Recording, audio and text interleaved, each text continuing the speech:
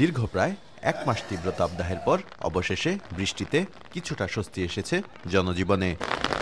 সোমবার সকাল থেকে গভীর রাত পর্যন্ত ধাপে ধাপে দোহার নবাবগঞ্জ উপজেলার বিভিন্ন এলাকায় বৃষ্টি ও বজ্রসহ বৃষ্টি হয়।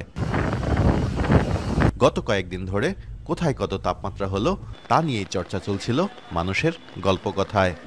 সে গল্পকে ছাপিয়ে বৃষ্টির প্রতিটি ফোঁটা যেন স্বস্তির পরশ বুলিয়ে দিল জনজীবনে।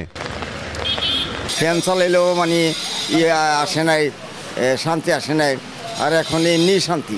আজকের এই আবহাওয়াটা আমাকে খুব শান্তি দিয়েছে আল্লাহ, বুঝছেন, খুব শান্তি পাইছি। ঘুমাইবার পারি নাই, অনেক কষ্ট করছি। কারেন্ট গেলে আমাকে খুব অসুবিধা লাগছে, বুঝছেন, অনেক অসহ্য হয়ে গেছি।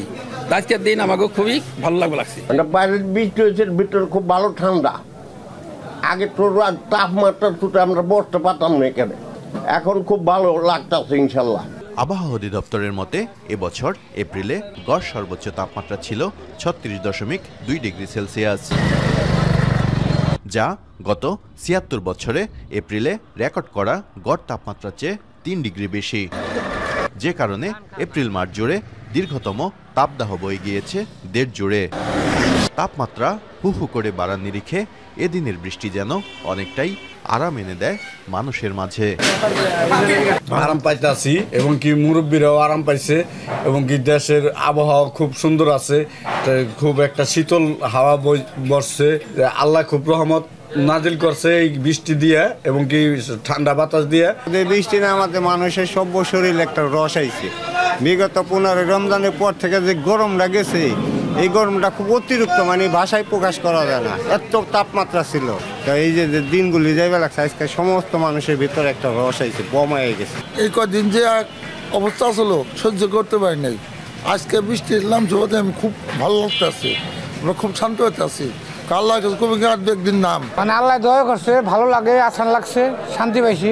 এটা তো আল্লাহর ইচ্ছা, আল্লাহ কষ্টও দিতে পারে, শান্তিও দিতে পারে। এখন আল্লাহর রহমতে আজকে যতটুকু বৃষ্টি হয়েছে এবং পরিবেশটা যে ঠান্ডা হয়েছে, এতে চলে ফিরে খুব আরাম লাগতেছে এবং সব দিকে ভালো লাগতেছে। আল্লাহ তাআলার কাছে লাখ লাখ কোটি কোটি শুকরিয়া আদায় করছি। সেই প্রশ্ন হলো কি, মানুষ বৃদ্ধ হইতে শিশু বাচ্চা পর্যন্ত বহুত কষ্ট ছিল, তারা এখন আরামে এসে খেলাধুলা করতেছে। শিশুরা, বৃদ্ধরাও আরামে এসে চলাফেরা করার জন্য আল্লাহর কাছে শুকরিয়া আদায় করছে। এই চাটা খাইতেছে, ভালো লাগতেছে। কয়েকদিন কিছুই ঠিক মতো খাওয়া যায় নাই। প্রচণ্ড ভ্যাপসা গরমের পরে স্বস্তির বৃষ্টিতে আনন্দে ভিজতে দেখা গিয়েছে অনেককে। বৃষ্টির ফাঁকে ফাঁকে গরম গরম চা পানে চায়ের দোকানগুলোতে ভিড় ছিল লক্ষণীয়। নিউজ ডেস্ক, প্রিয় বাংলা নিউজ 24।